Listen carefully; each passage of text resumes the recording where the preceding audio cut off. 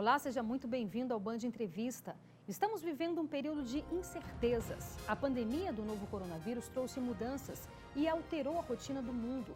E o Distrito Federal foi um dos primeiros a adotar as medidas de isolamento e de contenção. O número de casos confirmados e de mortes cresce assustadoramente.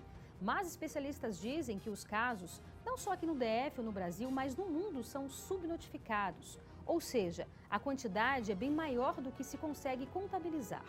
Aos poucos, os governadores vêm fazendo a reabertura dos comércios, mas especialistas alertam que os cuidados devem permanecer. Há uma previsão de que os piores cenários da pandemia ocorram entre maio e junho. E para falar sobre este assunto, nós convidamos o epidemiologista e professor da Universidade de Brasília, Jonas Brant. Professor, muito obrigada pela sua participação aqui no nosso programa, viu? Obrigado. Você é um dos que defende ou que alertam, né, que esse cenário, ou seja, um dos piores cenários dessa pandemia deve ocorrer entre maio e junho. Por quê, professor?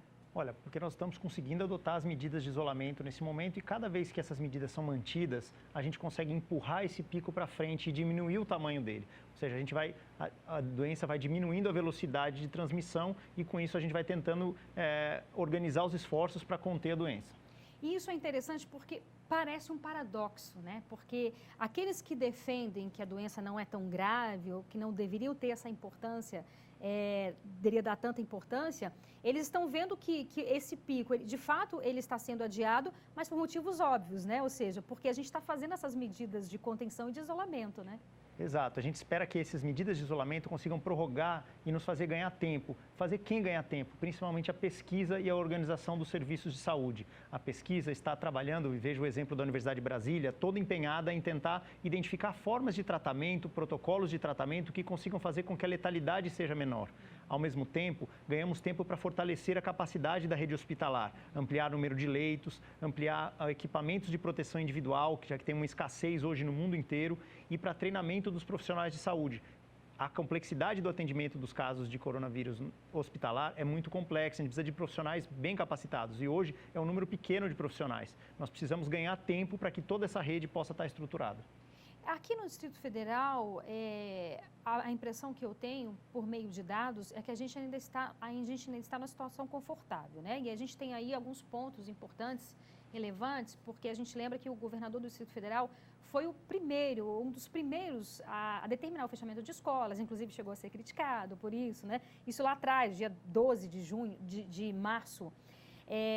Então, a gente percebe que no sentido de leitos hospitalares, de UTI, a gente ainda está numa situação, aparentemente, me parece confortável. Mas tem lugares em São Paulo, em outras cidades, em outras capitais, onde a situação já é bastante triste, né? A gente vê aquelas cenas tristes de covas, né, sendo abertas para colocar os corpos. Então, é uma situação bastante complicada mesmo. Exato. O crescimento da epidemia é muito rápido. Nós não conseguimos, e esse é um desafio, não dá para achar que nós estamos bem hoje, porque em muito pouco tempo a gente pode não estar mais. Por isso é importante não relaxar com as medidas de prevenção e controle da doença. Nós temos visto cenários, as fotos de Manaus, né? Manaus é uma cidade que já está com o sistema de saúde sobrecarregado, Recife, Fortaleza, algumas capitais do Nordeste já estão em cenários bastante desafiadores, de São Paulo, como você colocou, e por isso as medidas nesse momento que foram adotadas, elas têm uma importância estratégica muito grande, mas é importante que a gente consiga aproveitar o fato de que a epidemia aqui ainda não está num cenário como esse de outras capitais. E a gente pode tentar fazer essa associação direta, ou seja, o fato da capital ainda não ter chegado, a gente espera, óbvio, que não chegue, pode ser pelo fato do governador ter tomado essas medidas com uma certa antecedência? Uma das medidas pode ter sido o fato dele ter adotado essas medidas com antecedência. O outro foi o fato de que essa doença entrou por um grupo com acesso a todo atendimento médico. Principalmente, né, a gente teve grupos do Congresso, de deputados, do Executivo. E isso permitiu a detecção desse grupo inicial de casos e a adoção das medidas de contenção a tempo de não chegar nas camadas mais populares da sociedade. E eu acho que está aí talvez o grande problema, né? Quando chegar, quando atingir, a gente fala muito nas favelas de São Paulo, Rio de Janeiro, onde você tem famílias que 8 integrantes, 9 integrantes, às vezes mora em um cômodo ou 2 cômodos. E aqui no Brasil, a gente também, aqui em Brasília, no Distrito Federal, a gente também não tem uma realidade tão distante dessa, né? Exato. Brasília nos preocupa muito esse cenário, né? Cenário não só do Distrito Federal, mas também da região do entorno, porque são regiões com uma fragilidade de infraestrutura, tanto de habitação quanto sanitária, muito grande. Nós temos um grande desafio de prover atenção a essas pessoas num cenário comum. Num cenário como esse de pandemia, é um grande risco que essa doença chegue nessas populações e nós não tenhamos todo o sistema de saúde preparado. Porque quando você pensa no isolamento, como que essa pessoa vai ficar isolada em casa? Né? Se você não tem uma estrutura, tem uma estrutura precária ali de convivência mesmo familiar. Esse é um desafio. Eu tenho falado muito da importância das organizações comunitárias, de buscarmos as lideranças da quadra, do bairro, do clube de futebol, do grupo, para que essas lideranças ajudem nessa organização, para que a gente possa identificar as famílias que precisam de ajuda próximas a gente e garantirmos que elas possam ficar em casa, que elas tenham os mantimentos, que a gente possa identificar os grupos de risco para fazer o maior isolamento dessas pessoas. É no nível local que se dá o controle da epidemia. É muito difícil, numa escala como do Distrito Federal, de um estado praticamente, conseguir enxergar cada detalhe. E esse detalhe, o vizinho, a comunidade, o bairro pode se ajudar para proteger. Sim, a gente vê algumas pessoas com certo desespero e aí não tiramos a razão dessas pessoas porque são pessoas que muitas vezes estão passando fome. Né? A gente vê a dificuldade dessa ajuda do governo de R$600 de chegar para as pessoas. Várias pessoas que têm direito não estão recebendo por inúmeros motivos, inúmeras razões. Então, você realmente pedir para uma pessoa que está passando fome, está passando por dificuldade de ficar em casa, a gente sabe que é muito difícil, a gente sabe que é complicado. E aí é uma falha do governo, isso é um fato. Né? Então, como você está trazendo aqui, a população e a comunidade pode ajudar. A gente vê tantas manifestações de solidariedade, de pessoas arrecadando cestas básicas, arrecadando fraldas, enfim, arrecadando o que essas pessoas precisam, porque, na verdade, todos esses mantimentos, esses objetos precisam chegar até essas pessoas sem que elas tenham que sair de casa, né? Ou se desesperar, né? Exato, e é protegendo o outro que a gente se protege. Sim. É a discussão das máscaras. A máscara, ela não faz com que eu não me contamine, mas ela protege que eu não transmita a doença para outras pessoas. Então, é nesse esforço do entendimento... E se todo mundo ficar, né? Exato, é o coletivo que vai se ajudar. Sozinho, a gente não vai conseguir enfrentar essa epidemia. Então, é nessa escala de um ajudando o outro que nós vamos conseguir enfrentar essa doença. Maravilha. Daqui a pouco a gente vai falar um pouco mais sobre a importância do uso das máscaras. E a gente lembra que esse programa ele é gravado, mas você também pode e deve participar com comentários e sugestões de entrevistas. Anote o nosso WhatsApp, 99976-9204. E agora a gente faz um breve intervalo, é bem rápido, não sai daí, eu espero você.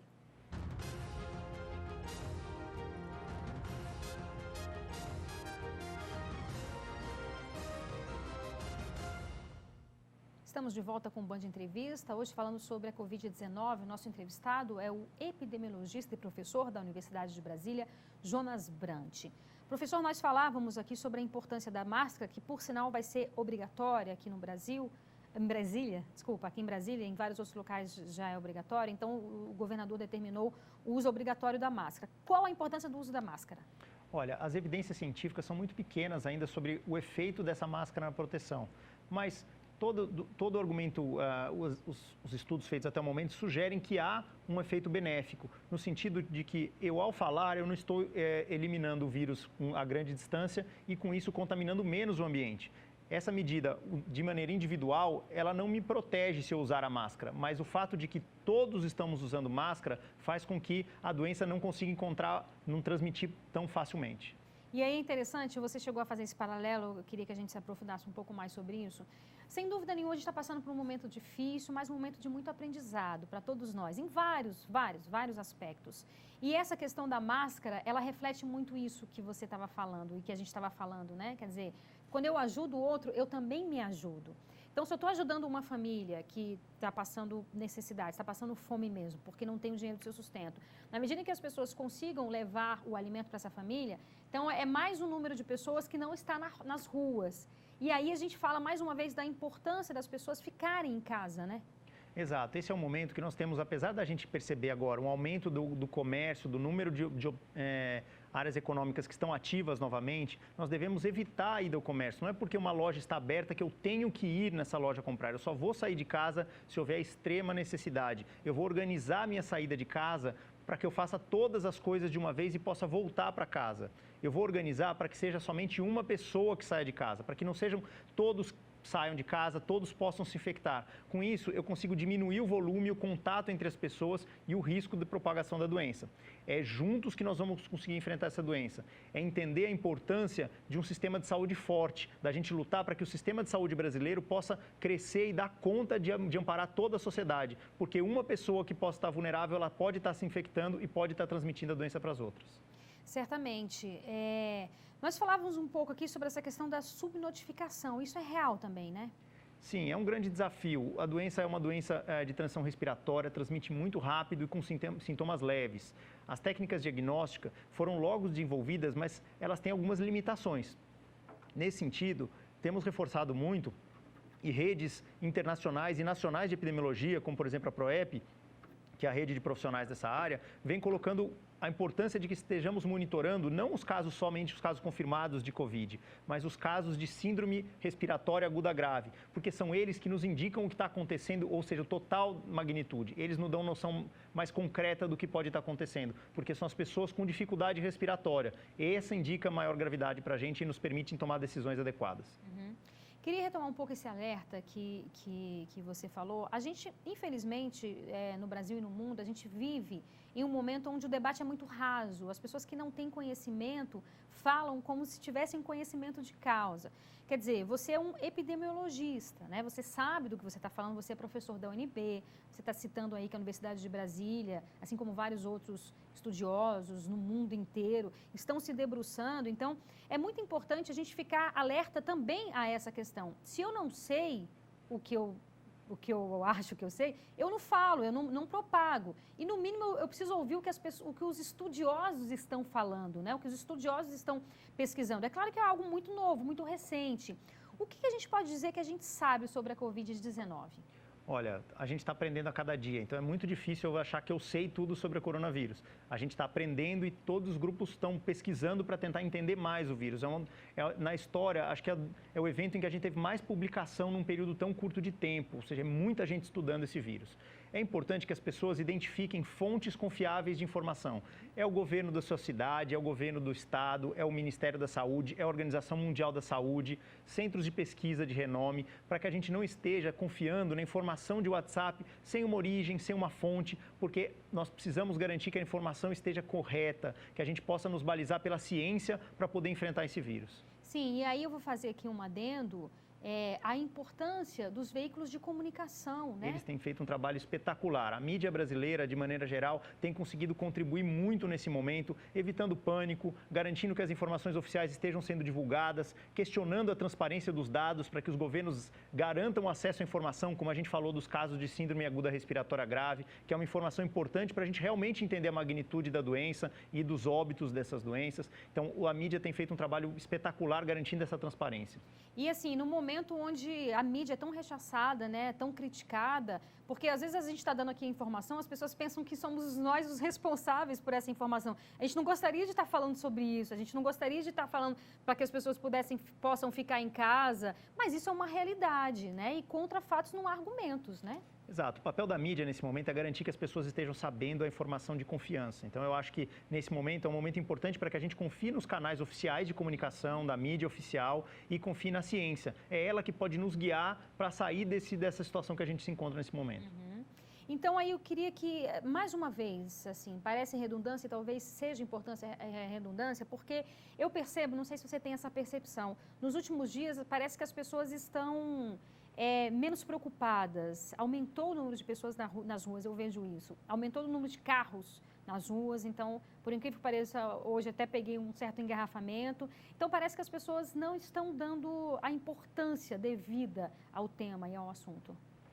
Não é fácil, nós já estamos há mais de um mês em isolamento. Então, as pessoas começam a... Bom, eu estou um mês isolado, eu não vi nenhuma pessoa com a doença, nada aconteceu, então acho que não há um risco. Não é esse o ponto. Nós temos que nos preocupar já, para que a gente não tenha que conhecer exatamente os nomes dessas pessoas, não sejam pessoas muito próximas a gente. Vamos juntos enfrentar esse desafio para que a doença não espalhe e não chegue a afetar toda a nossa comunidade. Então, esse momento ainda é o momento de garantir o isolamento, de nos organizarmos. É bom que a doença ainda não tenha tantos casos, mas é um momento de nos organizarmos para que possamos enfrentar os meses que vêm à frente de grandes desafios e com possível aumento maior do número de casos. Maravilha. E a gente lembra que esse programa ele é gravado, mas você também pode participar com comentários e sugestões de entrevistas. Anote aí o nosso WhatsApp, 999769204. E agora a gente para mais um breve intervalo, é bem rápido, não sai daí que eu espero você.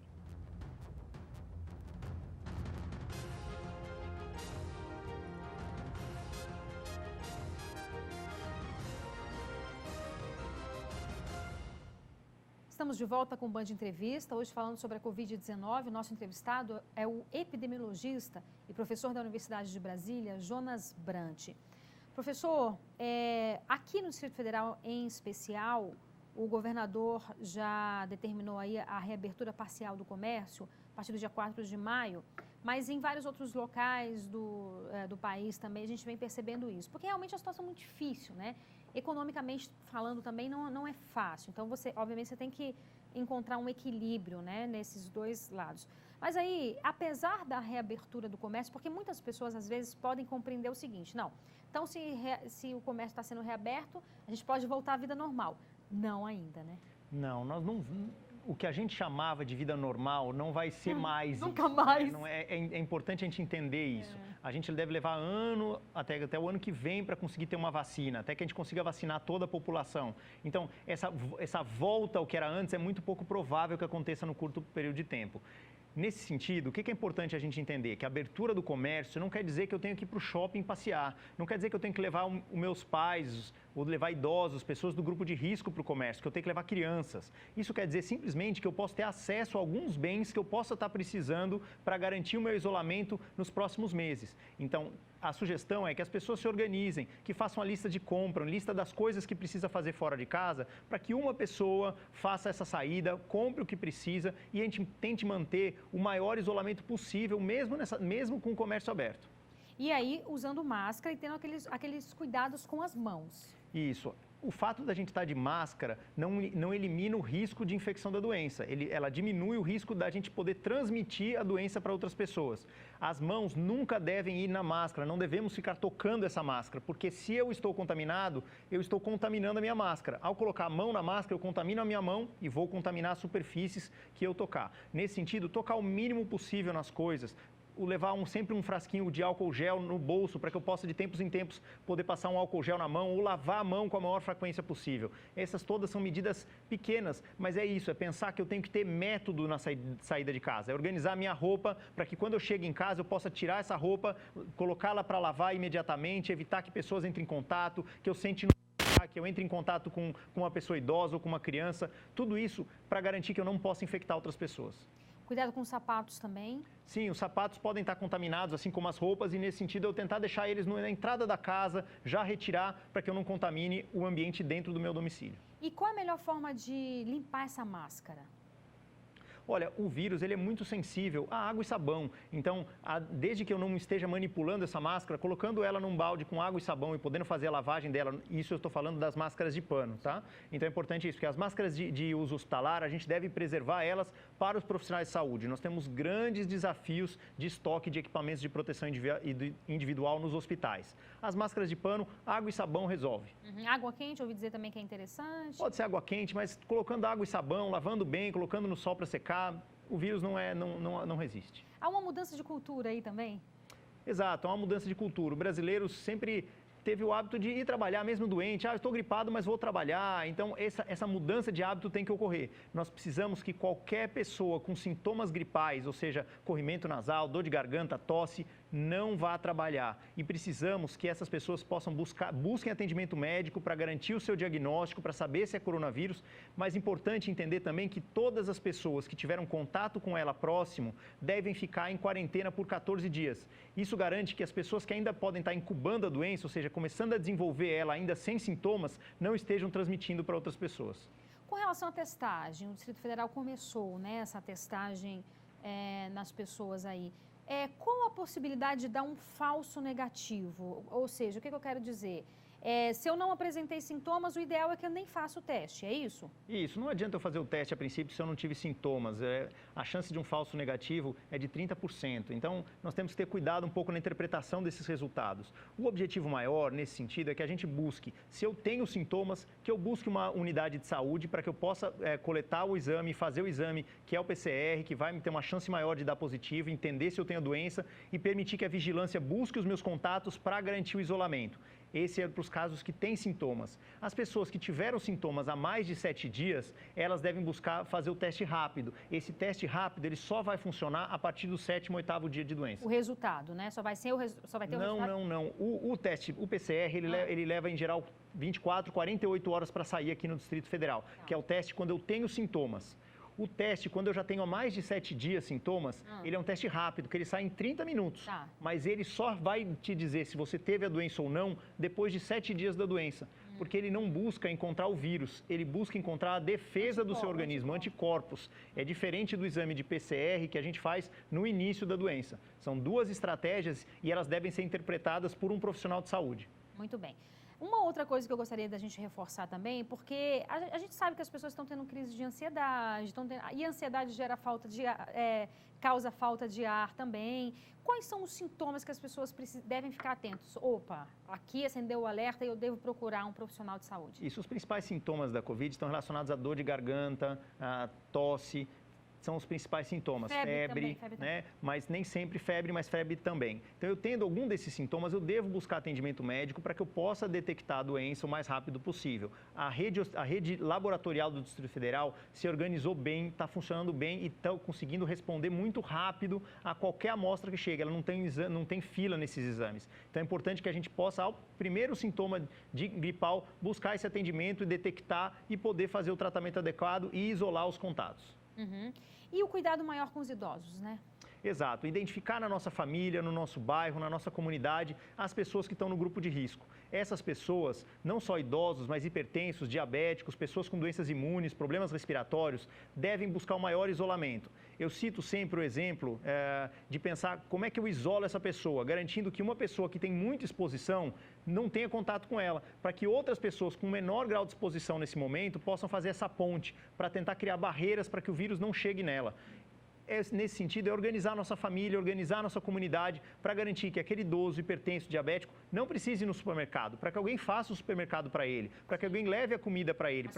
A solidariedade é muito importante nesse momento. É verdade. Foi feita uma pergunta aqui de um colega nosso, por sinal. Tem pessoas que têm patologia, não sei se seria uma patologia, mas que não tem febre. Pode ter a doença que for, mas não tem o sintoma da febre.